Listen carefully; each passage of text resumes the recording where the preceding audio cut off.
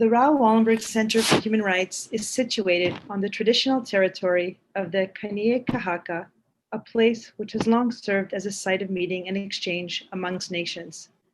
We recognize and respect the Kanien'kehá:ka as the traditional custodians of the lands and waters on which we meet today.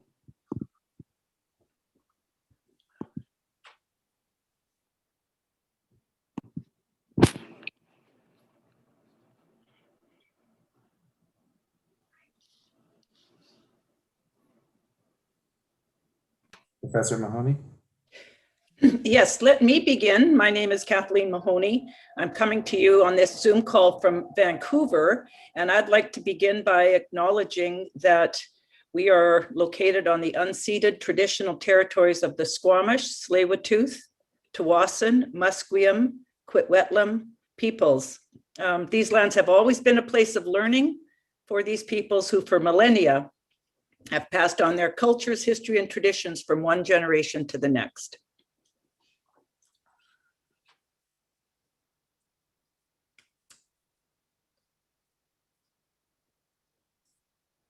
Chair of the Raoul Wallenberg Center for Human Rights, and I'm delighted to welcome you all to this distinguished forum with an exemplary group of panelists in the pursuit of Indigenous justice, and taking place appropriately enough on National Indigenous Peoples Day.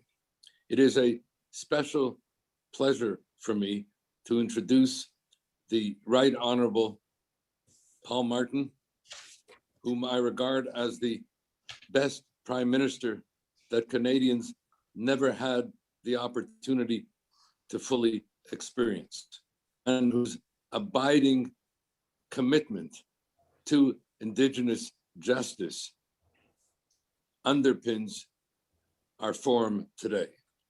Indeed, I recall our first cabinet meeting when then Prime Minister Paul Martin said to us that our relationship with the Aboriginal peoples, that this is how our government will be judged, that this is, as he put it, the legacy issue, that this must be, as he put it, a whole of government strategy engaging each one of us in the pursuit of Indigenous justice.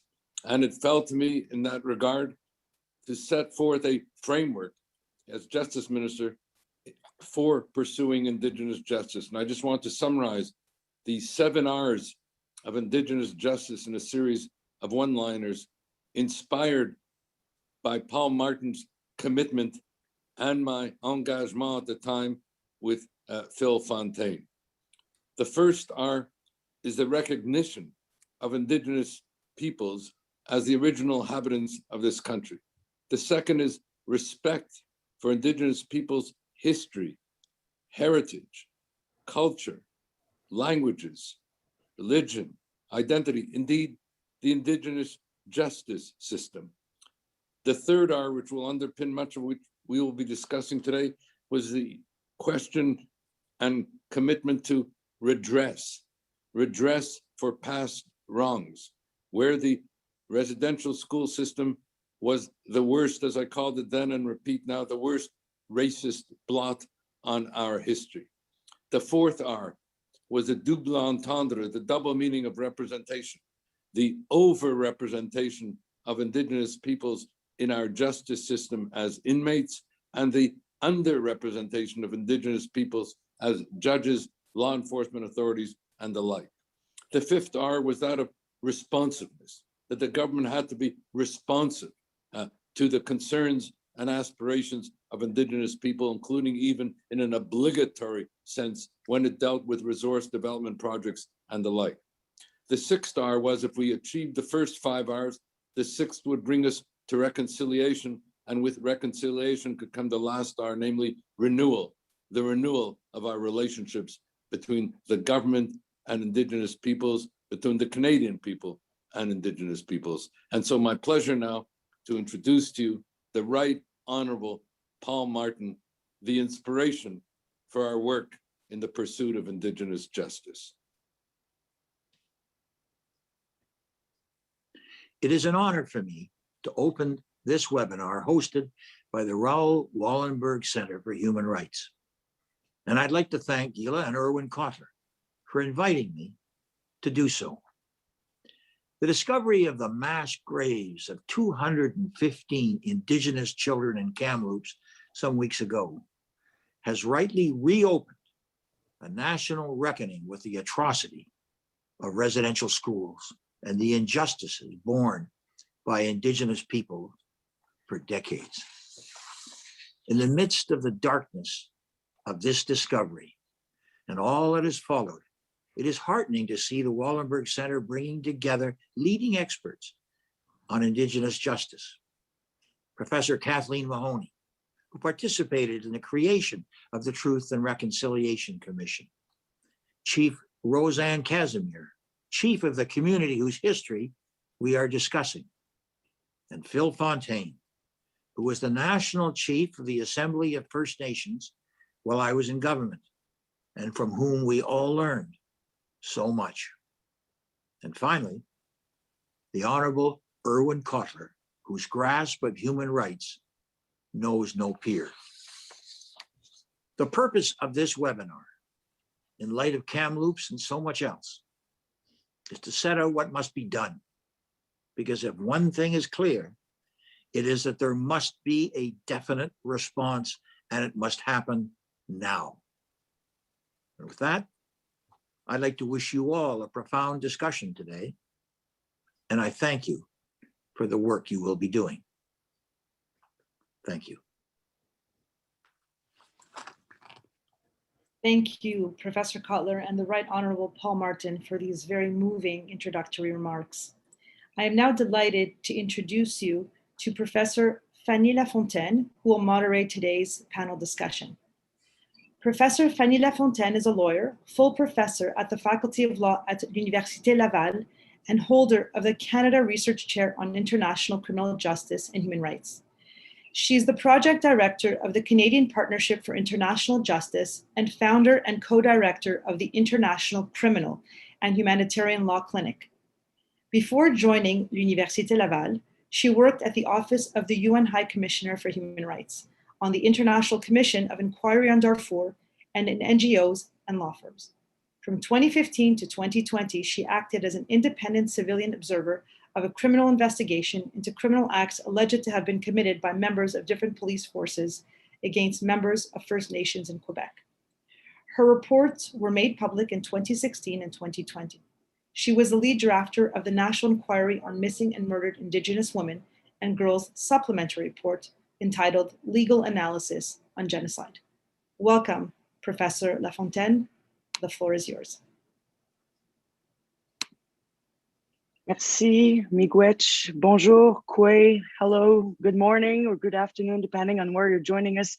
Thank you so much for the Raoul Wallenberg Center for Human Rights for organizing this very timely and important discussion. I'm very happy to be moderating this discussion from the beautiful city of Quebec City.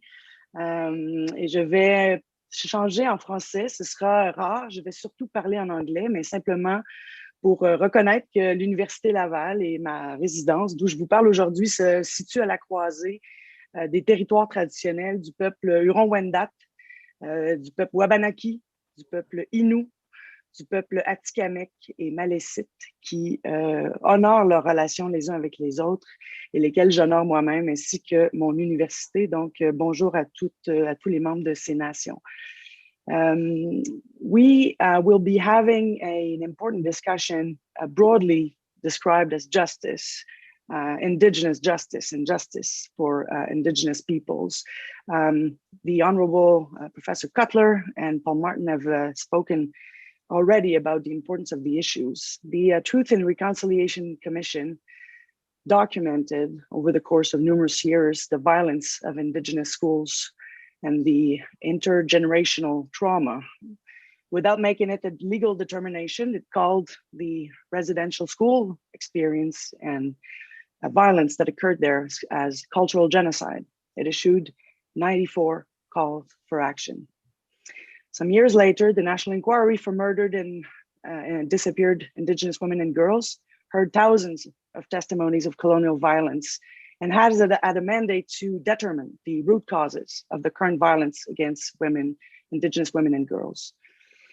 It issued, as was mentioned in the introduction, a report that qualified colonial violence in Canada as genocide, a different type of genocide than what had happened during the Holocaust or the genocide against the Tutsis in Rwanda, happening over decades, sort of colonial genocide, which fit the definition of genocide in international law.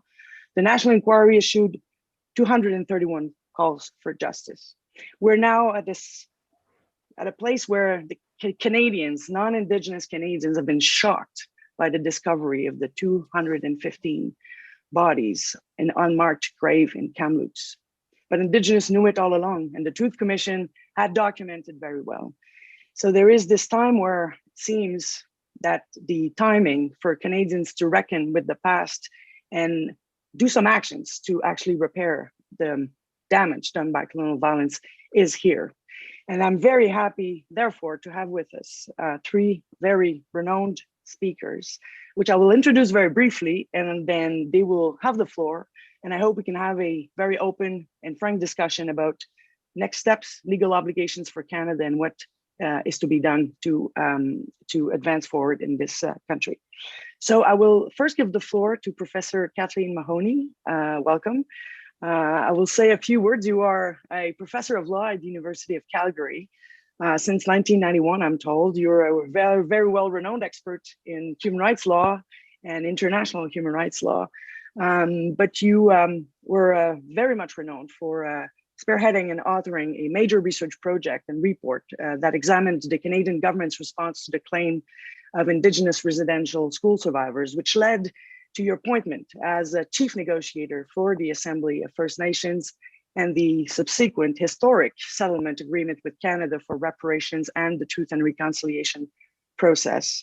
So without further ado, I will give you the floor, and I will introduce the other speakers later. So okay. Kathleen, you have the floor. Thank you very much for that introduction, Sunita.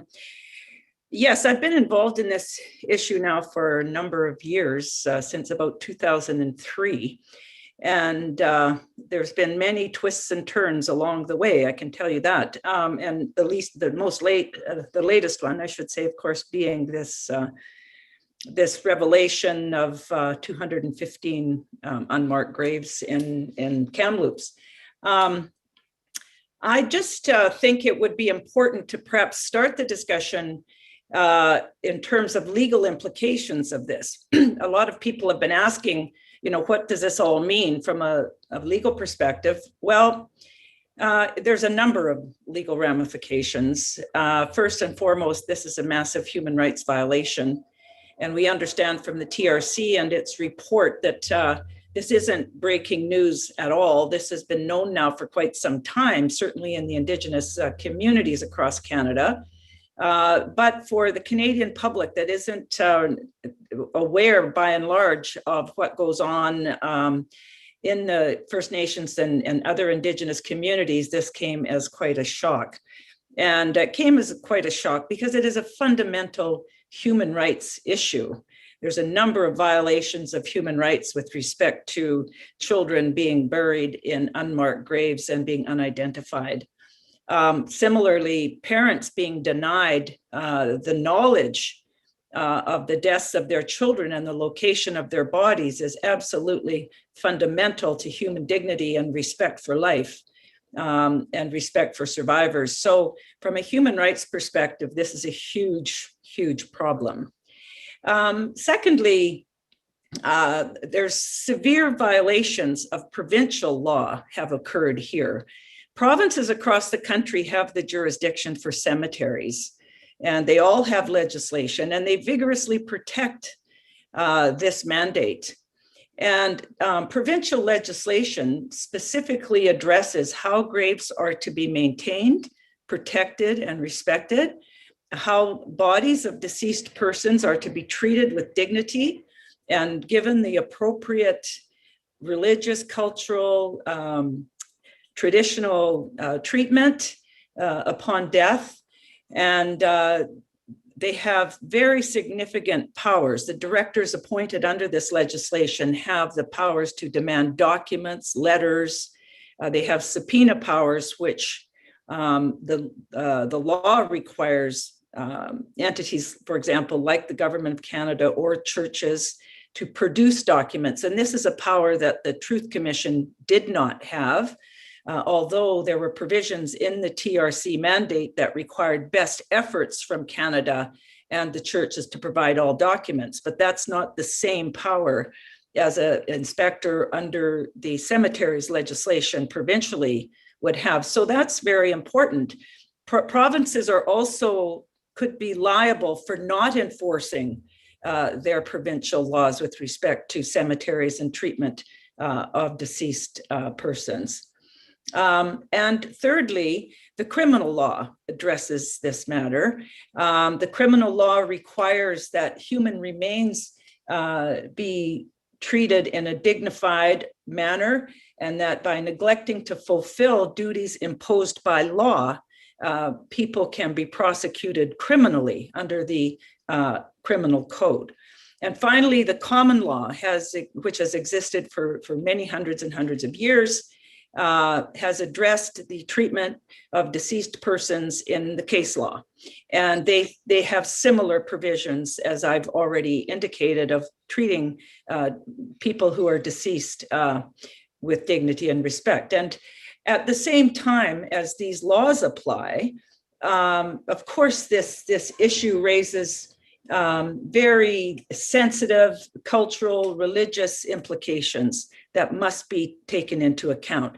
And this, of course, is the case here with these children or these graves apparently being Indigenous children who attended residential school at under the force of federal government legislation. The federal government funded and managed these schools. They handed the day-to-day operation to the churches.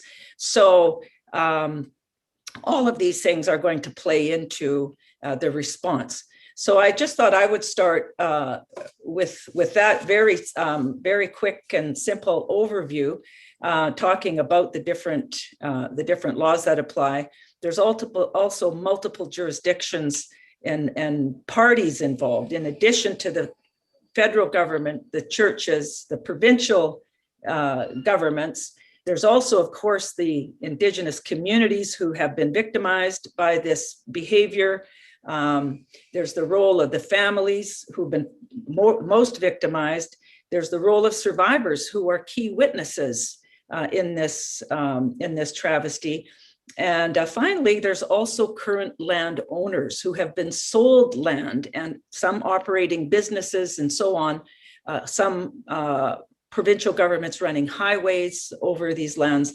So it's very complex matter involving a lot of parties that's going to require, in my view at least, coordinated, coherent national response designed in a human rights framework that will acknowledge and consider all of not only the legal complexities, but the emotional and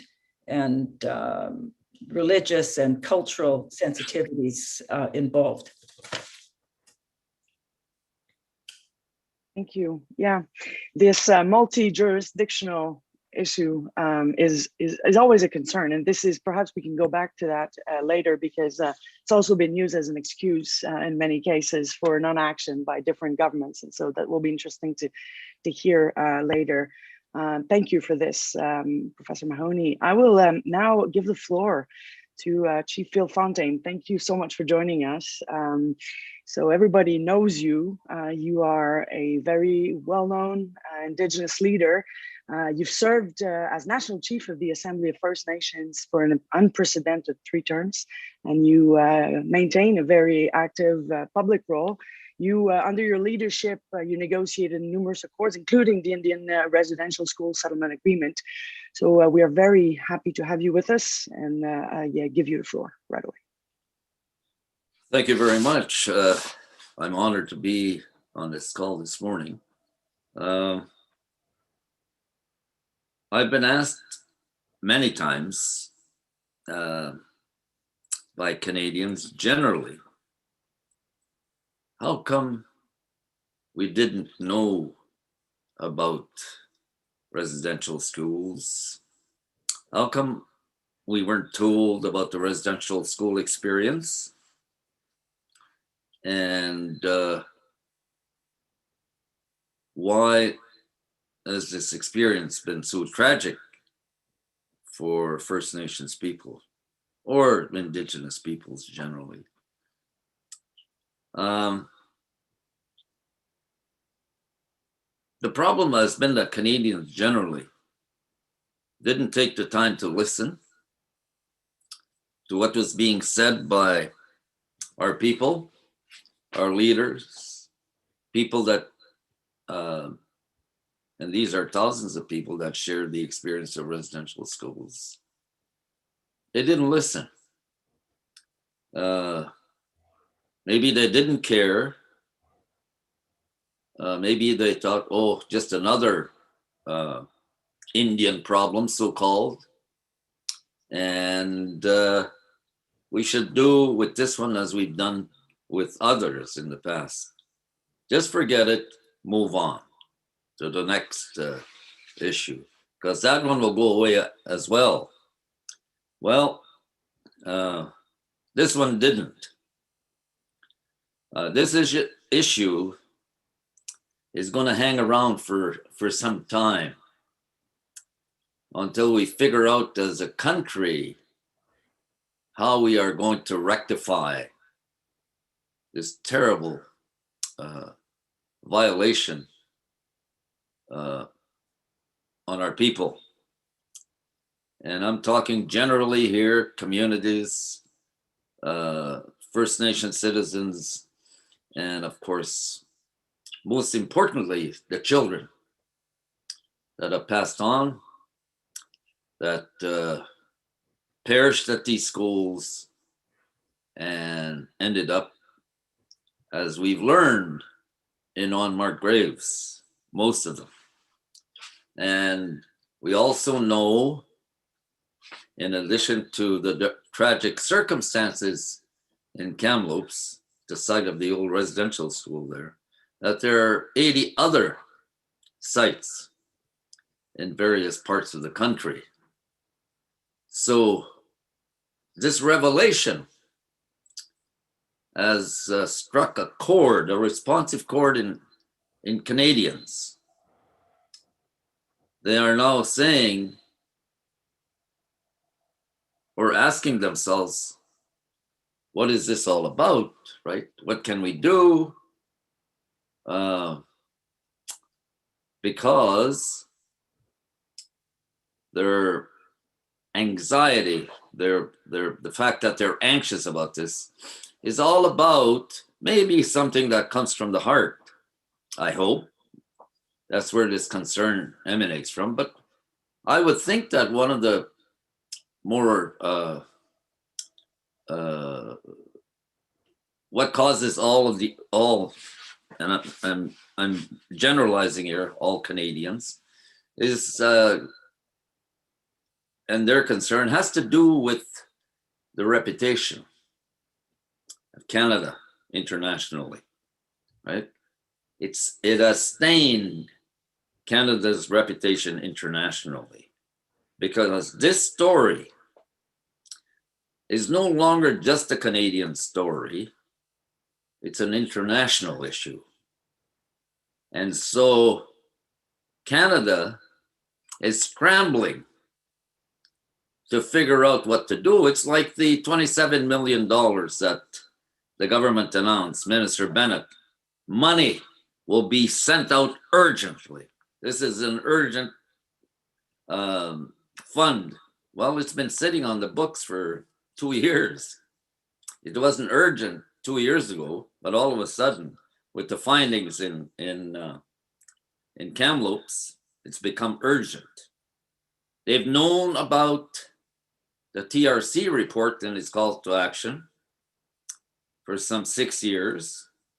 They witnessed, as all Canadians did, the work of the TRC before they brought their their report forward with their 94 calls to action.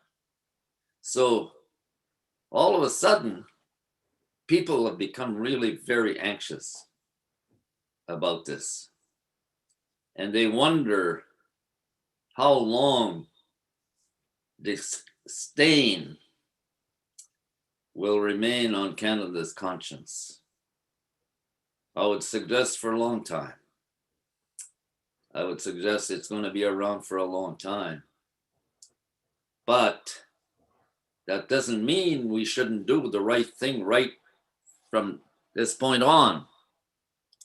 And the right thing for me, it may be, I hope I speak in support of the chief, our dear chief who's on the call, that the most important thing that the government and the churches can do is release all of the records they have.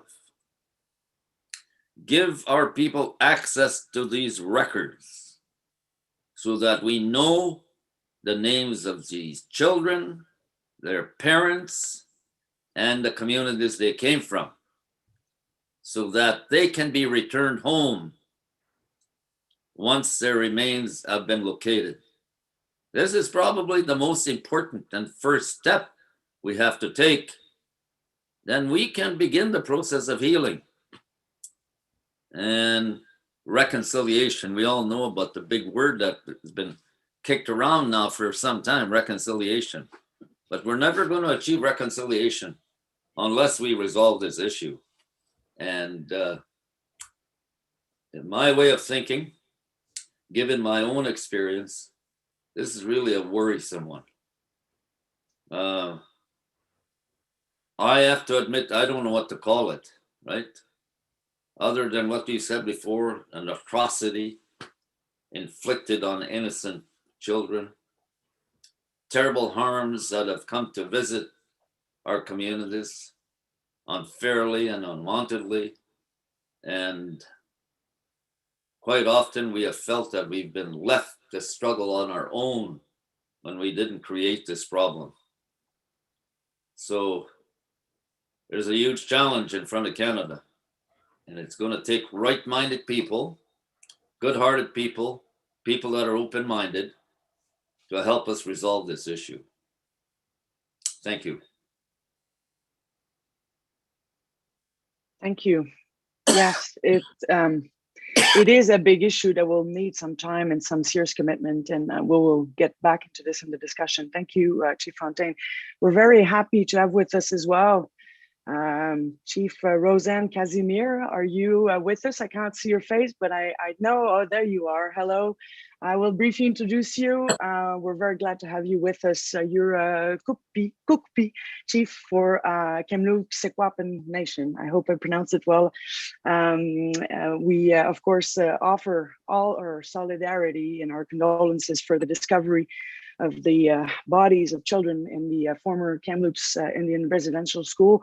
We heard you across the media. We salute your courage and the courage of your community. And I will give you the floor for your words before we can have a discussion. Thank you so much for joining us. Excellent. Thank you very much. I'm Tk'emlúps Roseanne Casimir, west of the Tk'emlúps de Secwépemc. I am thank you for the invitation to participate in today's dialogue session, and looking at some of the steps that we could truly stand in solidarity and moving forward, and how we can ensure that processes take place at every single level, and that we have that true collaboration and meaningful dialogue and next steps for that path. So I'm speaking to you from the Tk'emlúps de Secwépemc on the traditional unceded lands within Secwépemc, and very honored to be here. And thank you for sending the invitation. So what I could share today is first of all, our hearts go out to our membership here within the Tk'emlúps. This was quite devastating for them to hear the news that was shared at the end of May in regards to the preliminary findings. Our hearts also went out to the other communities as well throughout Secwépemc, because we do know that at the Kamloops Indian Residential School, many of the students who were taken from their homes and were placed within the school, were from the Secwépemc, which there is, was one of 32 bands within the territory. We are now down to 17. And we do know that many of them got sent here and were taken from their homes to attend the school. And we've also had students from Alberta, from the States, and the Yukon as well. And so we know that it's been quite a travesty and has really reignited and opened old wounds right across, from the families of children who attended the KIRS. So it's been something that's been almost overwhelming, and also duly noting that they were horrific truths that basically have come to the surface for us here, and is something that I know for myself and for our community. We did not want to hide any of those truths. We wanted to ensure that we were going to share the truths at a time when it was a little bit more suitable, when we had more information, but because of there was a leak early in its early stages, so we had to share our story with what we know today, from the information that was provided, and duly noting we know the history, the oral histories that were also shared with all of us, and our own impacts from our survivors, our generational traumas that have been also shared and have is well known throughout the Tk'emlúps to Secwépemc, as well as our brothers and sisters throughout Secwépemc. Most recently we had received a phone call, which was quite traumatic, a phone call from a lady from Fort St. James who attended our KIRS and was really sad to, learn that, she had a heart attack, from hearing of these horrific news, just because of the traumatic experience that had came forth. So, I know that since then, we've had many ceremonies that have taken place within our community. And, first and foremost, even prior to the work that was done with the GPR, there were ceremonies that were put in place as well. So, I guess I'll start off by saying that, some of the work to date, included outreaches, with our membership, outreaches with our elders within our community. Those have also been taking place since the findings. And we've also have family representation as well, groups that have been brought together, to share and look at what some of those paths forward could look like. And, we do know that the initial shock and the grappling is now moving into what we need to be doing next. And so I know that, right now, those outreaches have been taking place, and we met with the Secwépemc leadership, the BC chiefs as well, and we let them know about the finding of the children, and that they're under the caretakership of the Tk'emlúps to Secwépemc. But we want to work in collaboration and work with all of the communities as well, because this doesn't just affect us, it affects so many. And we do know that at times there were students of up to 500, at given times who attended. We also know of the, the school looking at, how it would host 500 children at any given time, as well as knowing that it would have, nuns and priests and teachers, who would be there, and just trying to grapple, even envisioning that would be, was quite hard. I could also share that, I've met with the former Cookbees, Manny Jules, Bonnie Leonard, Fred Seymour, and Shane Gottfredson as well, because of our different levels within leadership within our own TTS. And, duly noting that this is something that has never gone away. And we do know that there's been work that has been done in the past. And, we do know that each each of our leadership, there was, different discussions or finds or works or identification of works that needed to be done. So I could also share that to date, we also met with the UN Special Rapporteur on Indigenous rights. I guess that was with Francisco Kelly Tizai. We've also had many discussions with Premier Horgan, with NDP federal leader Jagmeet Singh, Minister Mark Miller, Minister Carolyn Bennett, also with our Mayor Ken Christian and his councillors as well here within Tk'emlúps. We've also met with MP Kathleen McLeod, MLAs Todd Stone and Peter Millibar, and several meetings with UBCIC and the AFN and the BCAFN and the Leadership Council as well.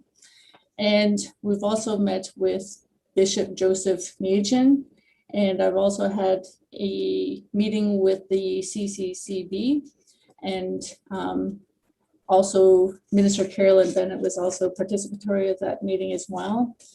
And these meetings were each at the beginning and during, and as most recently as last week, and looking at for those respectful approaches to ensuring that our community needs and the needs of the lost children and care are met. Last weekend, our community had its first pipe ceremony as a community. We've had many ceremonies here from other First Nations coming here to the Tk'emlúps, and starting that grieving process and ceremonies. We've been working on the preliminary and comprehensive budgets to be submitted to the government for resources for the scope of this project. We know that, looking at what we had to face right at the beginning, there was so much. It was all at once with everyone coming to the community. Where our school is located, we're very close to the municipality of the city of Tk'emlúps. We also know that we had to put up fencing because people wanted to come to the actual site. So there was a lot of, grief and loss, and people wanted to come and gather. We're also have been, at the point where, we had to ask people to slow down. We're still in a pandemic, and many of our members are still just getting their second vaccination, so we haven't been fully vaccinated here. And we're also within a central hub, so we wanted to ensure that our elders are protected, our membership is protected, and that all those who came to the Tk'emlúps were also protected as well. So we did the best that we could to ensure that health and safety protocols were put into place, and we're now at a position where we have contact information. So if First Nations wanted to come in, or groups or activities, that they work with us to ensure that everybody's health and safety has taken place and that the proper resources are also there as well. We know that, there's been, many examples of some of those activities. We had Walking Our Spirits Home by the Adams Lake Indian Band, and they worked in full collaboration with us. And that was very, very, very heartfelt in the fact that, it was extremely meaningful. This is something that they've been working on within their own community. And with this year, with, the findings of the preliminary children within our care, is something that has added to that meaningfulness as well. And, I know that it's been something that's been quite traumatic. And so we've been just working on those steps. And we've closed off our museum as well. We did so during the COVID, but we've extended that as well. Extended our emergency declaration of emergency operations center as well for another 30 days, just while members are getting their second vaccinations. We would like to see, we are going to be seeing more ceremonies as things are taking place. We know that we've pretty much canceled all events that are taking place. I know that there's a lot of a lot of work that needs to get done when it comes to the healing. And so we're still kind of going through those processes, working with other communities as well to ensure that, you know, we have their input, because it's, you know, First Nations right across BC. And, you know, I know that when we look at, you know, even for instance, when we're looking at, you know, the impact, like what was stated under the Truth and Reconciliation, we know that 4,000 students, children have been, you know, identified. We know that there's still more to be identified. And so for us, you know, when we look at that parameter alone, you know, with the federal government, you know, now addressing, you know, spoke about the anniversary, but it's more so important about, you know, ensuring that those rights, you know, or those wrongs are taken to a place where they're fully implemented, and you know, working with First Nations, other First Nations as well, who have residential schools within their area, to ensure that, you know, we really get towards those meaningful reconciliation steps, and to truly bring awareness of those ugly truths. I know within our community alone, we hear so much about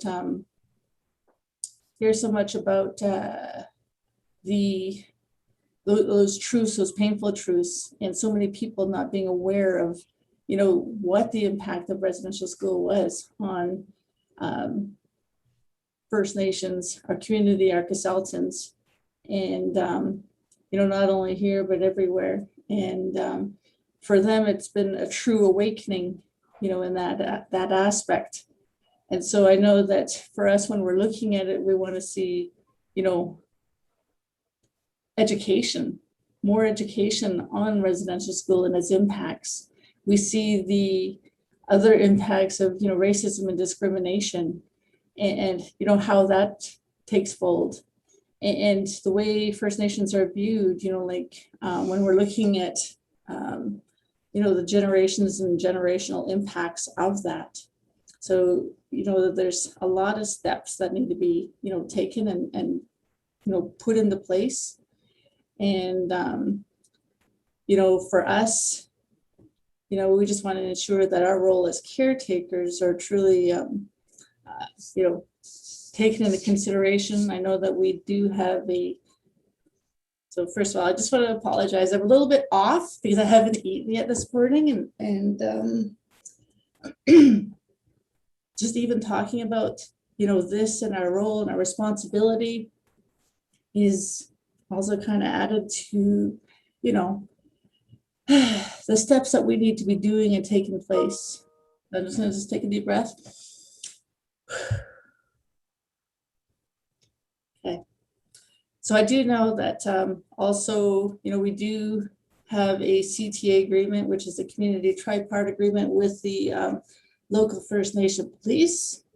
And, you know, our number one thing is to ensure that we have the jurisdiction and that they are truly working with us. And, you know, I know that there's also a lot of discussions that come to the police and their role, because they too were forced to, you know, go and apprehend the children, you know, from their homes and bring them to the residential schools. So, you know, I know that there's a lot of, you know, roles where they're taking place as well, you know, just kind of really had a huge boomerang effect on every single level imaginable, like not only with the RCMP, but the churches.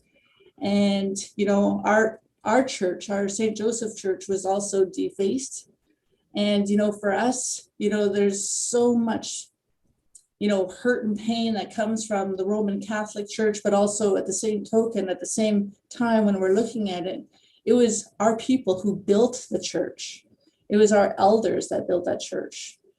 And, you know, we have so many people who still believe in Catholicism and still want to, you know, look at what that healing journey looks like, because, you know, we all have to have hope. We all have to have, you know, those steps of resiliency and moving forward in a path that's going to be, you know, truly meaningful at every aspect.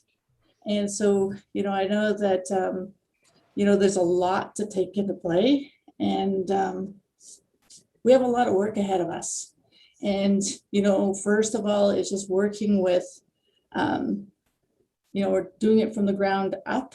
I know that we're taking the lead in that aspect, and we want to continue that path forward.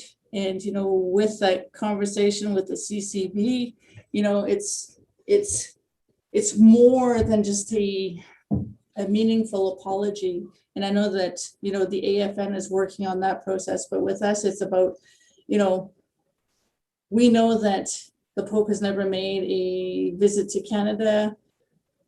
You know, it would be nice if, you know, seriously, if there was some real consideration taken to the dialogue from our survivors, which we have few because many of them are passing away. You know, some of our survivors and some of that intergenerational trauma, and hearing from the voices and their hurts and their pains, you know, before actually even coming up with any kind of an apology, I think would be most meaningful. And you know, I think, you know, those would be some steps forward. And looking at, you know, when I look on my office, I'm here at my office here, and I'm located above our heritage site. Every day when I come here, you know, I pray to the Creator for those young spirits that are here within our backyard. I pray that, you know, we continue that path that's going to be truly recognizing and honoring them, but also their families that have been impacted. And you know, I know that also within our community, we've had so many, we've had convoys, we've had various groups come into our community who express the importance of the solidarity and standing with us, because too, they have experienced, you know, many atrocities, you know, with discrimination and racism as well. And so, you know, they too share that with us, but, you know, had no idea the extent of the atrocities that we had faced as First Nations. And so, you know, that's some of the story that I could share with you today. Thank you. Thank you very much. For the audience, this is how it's going to work. I'm just going to ask a few very general questions for discussion, open discussions between our three panelists, and then we will open the floor for questions from the audience. You have a Q&R below that you can write your questions, and so we will get to that later. Thank you all for your presentations. There are so many questions I have, but I just want to start on the specific issue of burial information and finding, identifying kids who died in residential schools, and you all touched about it. Kathleen, you mentioned the complexity of the issue considering the different jurisdictions. Phil, you mentioned the release of records that is necessary. And of course, Roseanne, you mentioned so many issues relating to that. I just want to ask a very general questions and just go as you wish. What's next? The TRC has already said 6 calls for action directly led to this. As you mentioned, this Chief Fountain, it was ignored for many years, and now it's coming back to the surface. It has to be community-led, the strategy according to traditions, depending on which nation we're talking about. And then there are all these issues of federal government jurisdiction, provincial, municipal, private. So I'm just thinking, what kind of process do you see forward? And do you see a need for international involvement? You mentioned a special rapporteur, Roseanne, and I think that's interesting because there's some lack of trust, I hear, from different Indigenous communities with reason about the different governments' willingness to actually move forward with reparations and fulfillment of the different recommendations that were done. So what kind of process do you see forward for this specific issue of finding missing children who died in residential schools? And do you see a need for international involvement? Thank you. Roseanne, do you want to start? Sure, thank you for that question. Well, I definitely see there's definitely a lot more work in all those key areas. You know, internationally, it has totally impacted us because when you look at, you know, the heart of the matter is children. That is something that, you know, gets to the core, hits really hard, especially when it's children. And knowing that, you know, these truths and these things actually happened in the past. And I think, you know, internationally, when we're looking at, you know, the UN, I think, you know, it's really about, you know, creating that dialogue, because we know that it's not only happened here. When you look at, you know, those types of situations have happened worldwide. And to hear this here atrocity here within the Tk'emlúps de Secwépemc, you know, it's something that we know that we never want to ever see happen again. And I think that when we're looking at the truth and reconciliation, it's good, and it's about time that, you know, they're not just talking anniversaries anymore, they're actually talking about implementation. And, you know, the other thing when we're looking at, you know, sections, the 91, the bills 91 and 92, when it comes to our children, you know, that's another step, you know, the children that are in care and you know, the importance of having that bill passed. And, you know, that's taken place when we're looking at, you know, UNDRIP, that's finally been passed as well under the federal legislation. And, you know, to me, those are really good steps. You know, when I look at BC, you know, we've been very fortunate to have UNDRIP, you know, in place for, you know, a couple of years now. I know there's still a lot more work to get done in that place, that area, you know, under the report.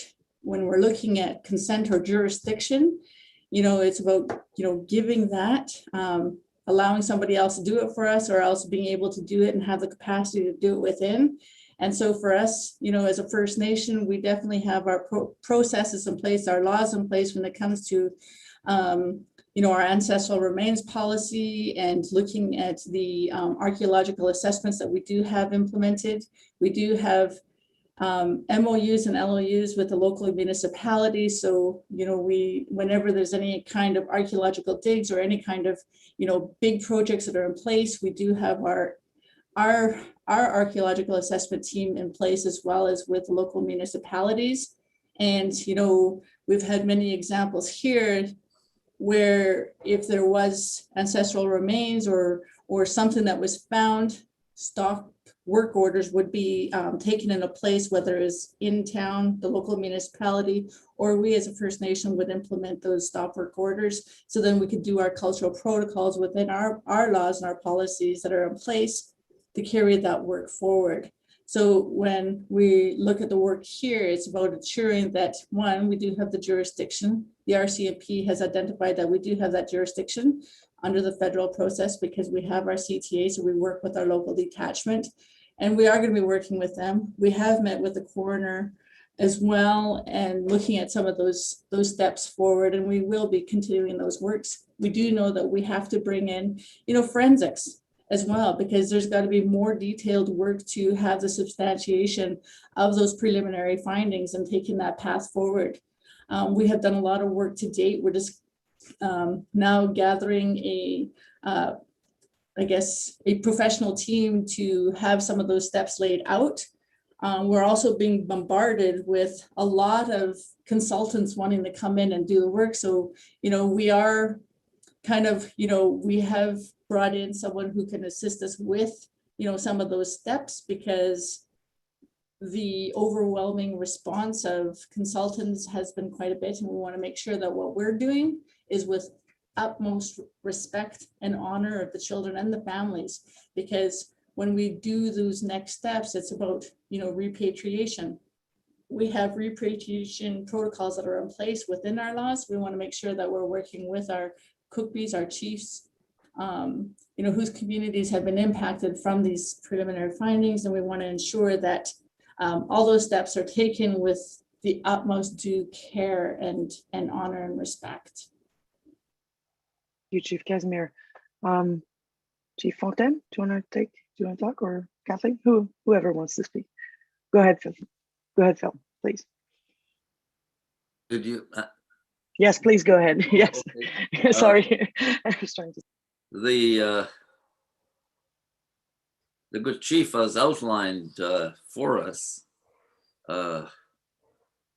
what would appear to me to be a kind of an overwhelming set of responsibilities on her shoulders and her community. Kathleen and I have had a chance to talk about this often, and we just can't imagine the pressure Chief Casimir is under to figure out next steps in terms of managing the the many issues facing her in the community, and trying to figure out who to involve and how to be involved certain people. She's got a relationship with the federal crown, with Miller and Bennett. She has one with the churches. They're specifically the Canadian Conference of Catholic Bishops. And then you have one with the United Nations. And then, of course, her provincial government and municipal governments, but most importantly, other First Nations that had situations like Tk'emlúps, other residential schools in British Columbia and elsewhere. So there's tremendous pressure on her and the community to coordinate and manage all of these issues, so that nothing goes sideways here, and that we, all of us, come to a point where we can be satisfied that everything that ought to be done here will be done. And it may be, for example, that the chief and our community may have a completely different perspective on the issue of an apology. As people have been talking about an apology, Indigenous leaders are going to the Vatican in November to meet with the Holy Father. And we wonder, respectfully, whether that is, at this stage, the most appropriate step for the situation we're faced with in Tk'emlúps. Anyway, it's not an easy road that she and her community are traveling, and I hope we can support them in a very strong way, because it's they're creating a path for us, and we're all going to follow that path. That's the responsibility we have, I believe, because I come from a community that had a residential school for 80 years or so.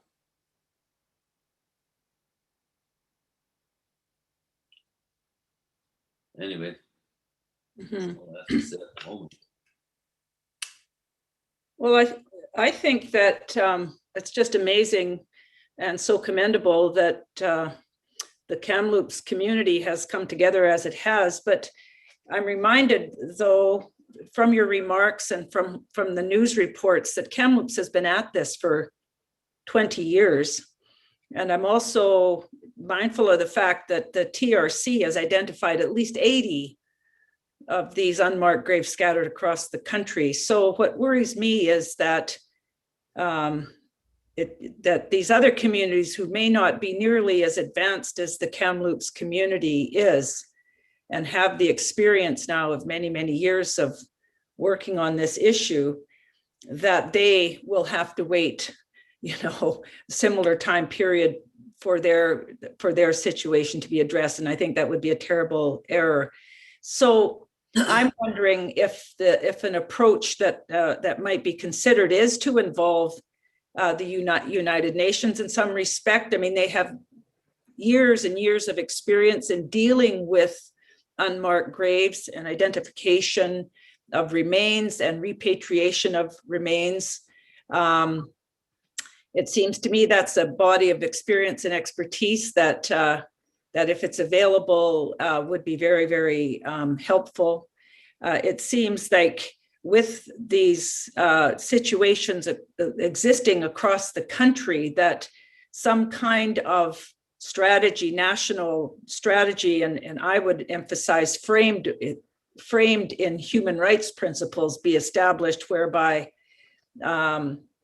strategies could be identified that are suitable for individual First Nations, some of which have not even begun to identify these graves, but to also establish a set of principles so that going forward, there would be some continuity and coherence that would be enforceable if the principles were not followed. And this would involve, the respect and preservation and protection of grave sites, which is a legal requirement. So from my perspective, I think that sort of framework would be helpful on a national level. And once the framework is in place, investigations to establish a factual basis would be really important. Tk'emlúps has done that and have their archaeologists and people like that in place. But it seems to me in other communities, establishing the facts is going to be critically important before other steps can be taken. And obviously, for any of this to happen, the federal government has to step up to the plate and provide the necessary funding for this to happen. It was mentioned earlier that, there was 27 million sitting in the budget for a couple of years unused until this news broke from Tk'emlúps, and all of a sudden it became urgently available. My sense of this is given the complexities of just the investigations alone, it's going to require a lot more money than $27 million over a possible 80 grave sites across the country. So it seems to me the federal government, being the most responsible and of course the most able to provide this kind of funding, has to give the communities the confidence that they will be able to do this work and do it in a way that is thorough and clear and fact-based and done with the Indigenous community leading, but supported. I don't think it's fair to offload these tremendous responsibilities totally on the shoulders of the First Nations themselves. It has to be led, in my view, obviously by the communities, but they have to be supported. And that would be my take on concrete next steps. Excellent. Can I respond? Yes, go ahead. Okay, so thank you for that. I definitely appreciate that. When you're speaking about the collaboration and working with the UN and the services that they can provide, when we met, we definitely identified that as a very high recommendation. So we have extended an invitation to the UN rapporteur to come to visit us and to see for himself as well, and also to meet with our community and for us to share some of our working plan that we have to date. And I definitely concur with your recommendation about, or comment in regards to the federal government and that funding that is all of a sudden is now available. I have concerns with that too, just duly noting when we're bringing in expertise, forensics and all those, we know that costs money. We know what we've already been spending here, for the health and safety protocols. We know the resources that we had to pull in. We know that the city of Tk'emlúps, they jumped up and sent volunteers immediately over here to assist us. And we also know that First Nations Health Authority has also had to send extra resources, and we had to get security not only for our church, but also for our grounds here to protect the site and, put up fencing and all sorts of different things. And I know that to date, we've already, in regards to that funding, we also know that, other First Nations who have, are wanting to do the same research have also, did applications for, 10 million. And we still haven't put in our preliminary and or our comprehensive budget, knowing that we have all these different steps that we have to put in. So really, when the federal government is looking at that, when they're looking at their budget, they need to be working with their Ministry of Finance, working with all of First Nations to have those identified steps put into play. I know that just working internally, we're looking at some of our, processes, for one, we're looking at ceremony, looking at so many different steps that we as First Nations need to have implemented. We're looking at the different supports when we're looking at individual elders, family, and emergency crisis line, and those open phone lines that are going to be made available and are made available. We know that to date, those are definitely been higher use than any other time. We know as leadership, our community members have been reaching out to us and us, providing the resources for them to be able to access. We know that when we're looking at the resources, we're also looking at, the additional meeting times that we have at every single level and the advocacy that needs to take place. We know that with the school district, that's something else within the schools and within the local school districts as well, and the school districts of, all throughout BC and I think almost everywhere, looking at what, some of those protocols are for when it comes to, sharing the information with the children, the youth, and what those academic and educational plans are going to look like, with the history. We know that we as First Nations are in those history books as savages. How can we change that? And working with the school districts to change that language to show that, changing that language, something that's not so discriminatory or labeling, and how that's going to be looking at. We're looking at, the identification of the children that we have under a caretakership, and looking at, are we going to be disturbing the children? Do we need to do carbon dating, the DNA testing, looking at those different types of works that needs to take place, and looking at family identification and how that's going to be done.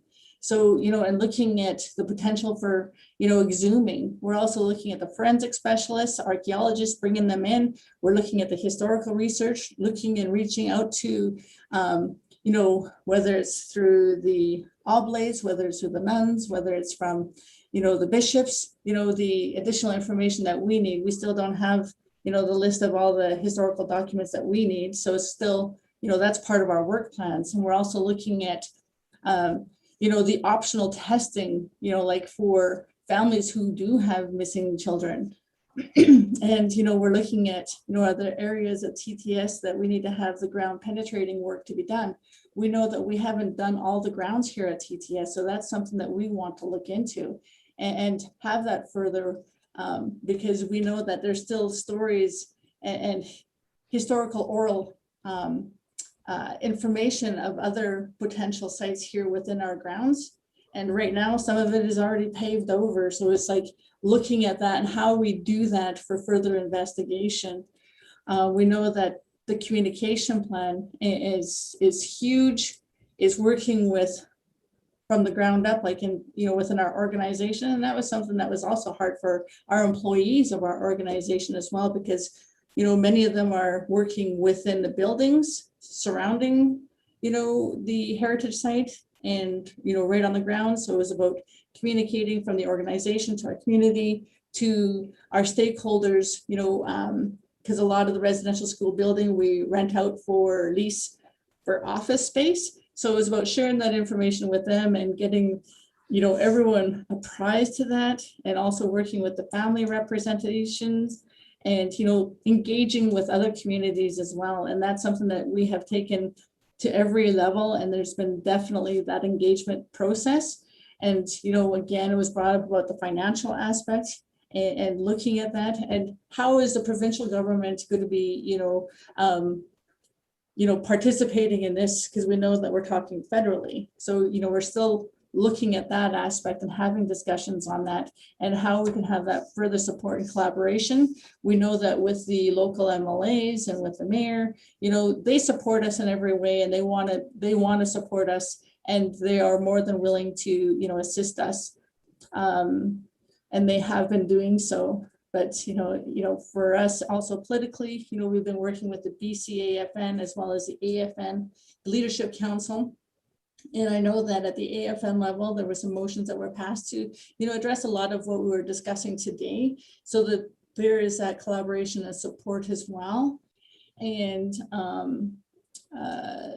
we've also been looking at, legal strategies as well to support, to ensure that we have those in place. And then, of course, with the RCMP, they're more than willing to work with us when it comes to the investigation.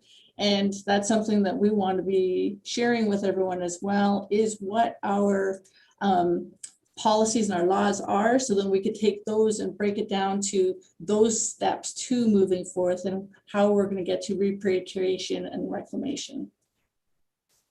So I just wanted to add. Thank you so much. Time is flying, and I see some questions from the audience. So I will just try to reformulate some of your questions, and then please feel free to add any to the Q&R. Chief Fontaine, you mentioned earlier Canadians didn't want to listen. And it's quite striking still when you see surveys in the Canadian population and how big a percentage of Canadians still don't know anything or almost about residential schools and other colonial violence. So the question coming from Roberta Kapelovic and generally is basically what can non-Indigenous Canadians do to listen better? And maybe if I would add to this is, there's education, but how can we be allies? How can non-Indigenous Canadians be allies in changing the power paradigms in our country that has contributed and still contributes to so much violence against Indigenous communities? So I would like to hear from you, because I think it's probably central to how we'll move forward as a country. So that's a very large question. I agree, but I'll hear you maybe first, Chief Fontaine. Thank you. Well, at least a couple of elements to this. One, dramatic events such as we have witnessed in Tk'emlúps, as I said, struck a responsive chord with many Canadians. They couldn't believe what they were reading, what they were hearing, and what they were being told about what transpired over years in that residential school among over 130 of these places in every parts of the country, or in every part of the country. And so that galvanized Canadians for a moment, but we can't lose that moment. We have to be able to build on that moment so that Canadians remain somewhat, I don't want to overstate this, but fixated on this issue, because we will be able to resolve this if Canadians get on side. And the burden of the resolution of this can't be placed on the chief and her community and other First Nation communities.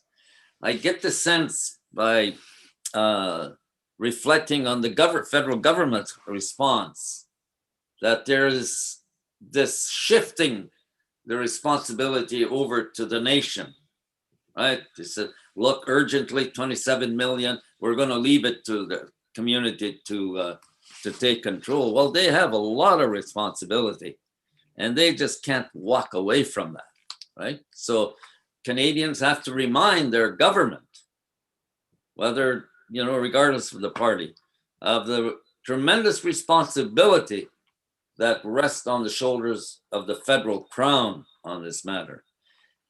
The other thing is that the Canadians have opportunities, maybe not as significant in as significant a way as this particular tragic situation is. Like today, we're celebrating National Indigenous Day.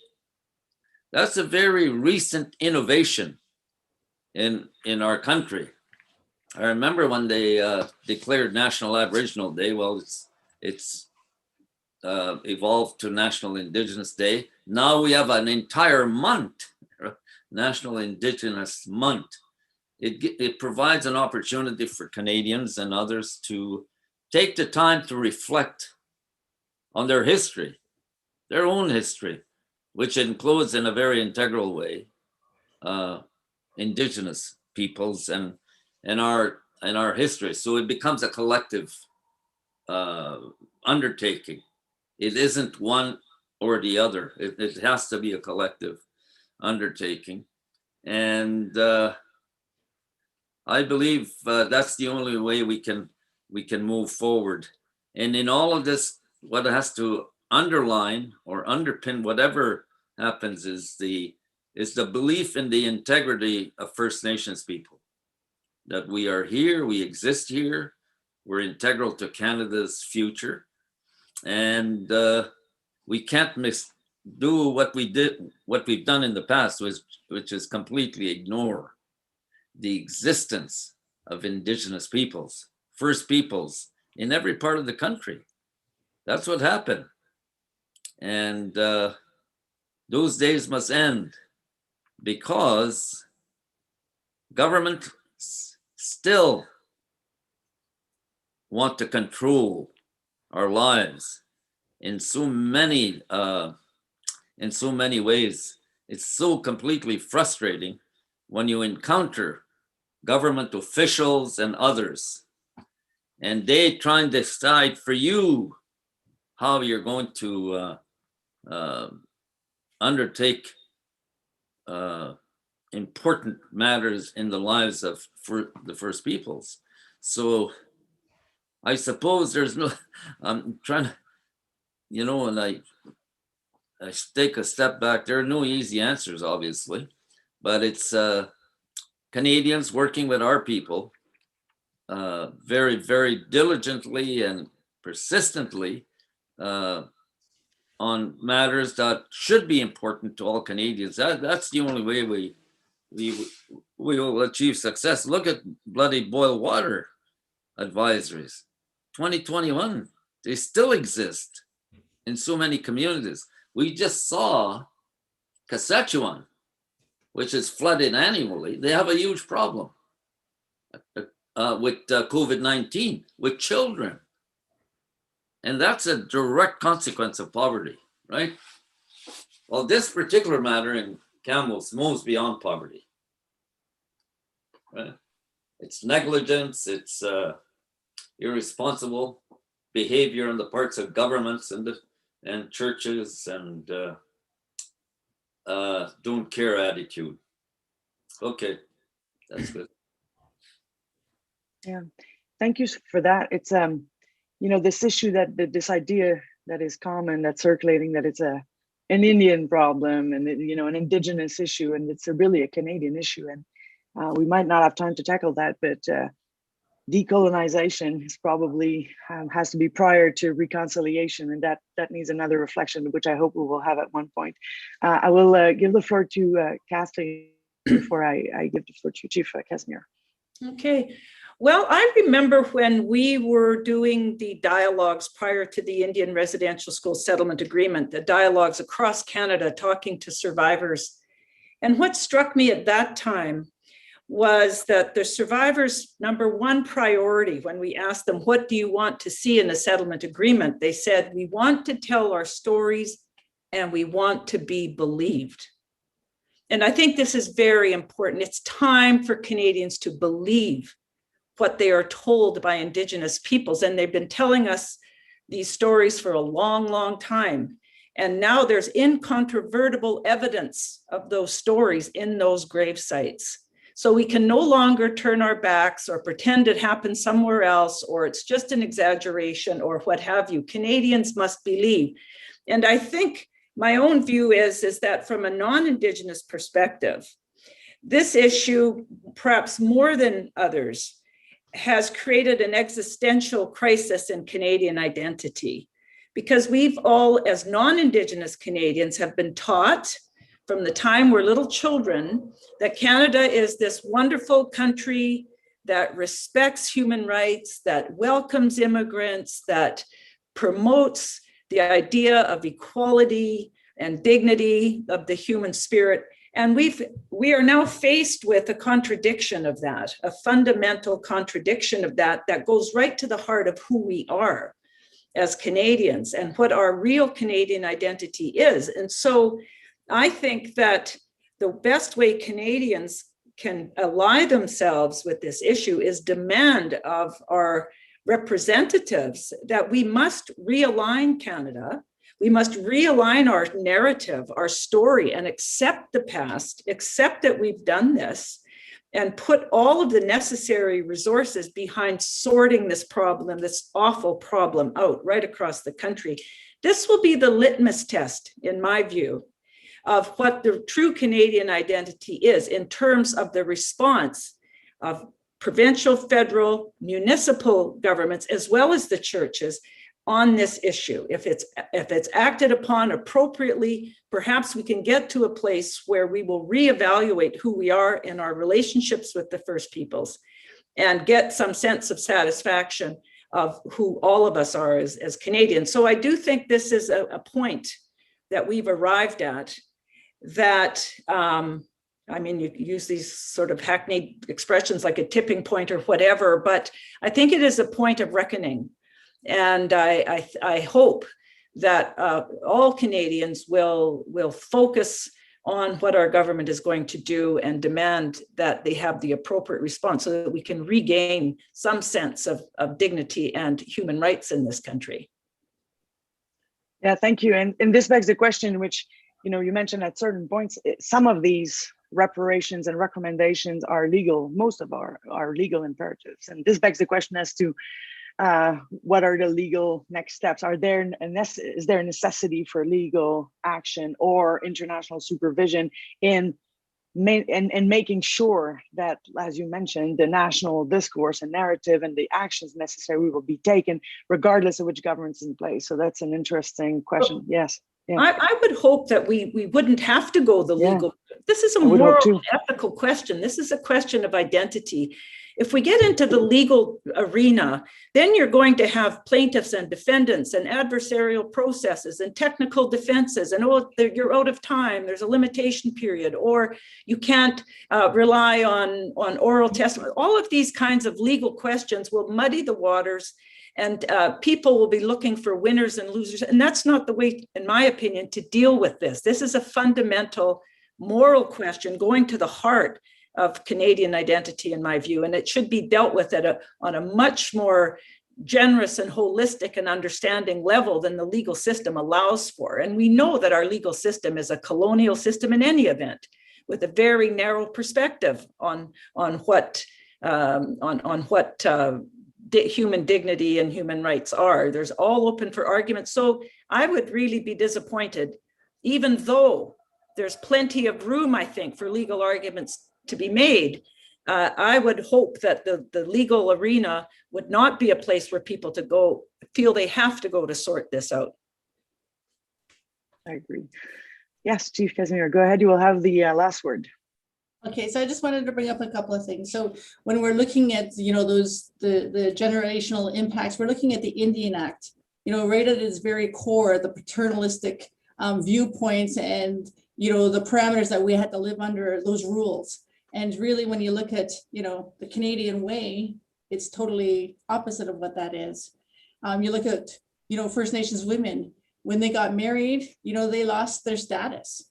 They were no longer considered an Indian. And then, of course, on the other side, they were also, you know, not considered, you know, Canadian. So really, there was that loss of identity, you know, even way back then. When we're looking at the ceremonies that were also banished, you know, under the Indian Act parameters, we're also looking at, you know, our people who did go to war. They were disenfranchised. And when they were disenfranchised, you know, they were never given the same opportunities as, you know, those who went to war that were considered Canadian or labeled Canadian. They, you know, when they came back from the war. And then, you know, those, you know, like when we, you know, had to make a lot of changes. And you know, with us as a community, as First Nation, we saw that. And we have implemented our own membership code and under our lawmaking authority. So we now have, you know, that ability to, you know, make some of those wrongs. But you know what, we did that as a First Nation, but really, you know, Canada should never have taken that away from us. And then when we're looking at, you know, the comment about, you know, what survivors want, and that's telling their truths and be believed. Well, you know, that is something we so hear all the time. And with what's going on within our own community is many of our band members who, you know, have been in the background are now coming forth and saying things, you know what, people are actually wanting to talk to me. They're actually listening to me now. And I feel like I can actually talk to, you know, someone who is non-First Nations and, you know, really it's, you know, it's 2021 and we're just now having these conversations. It's really hard to believe.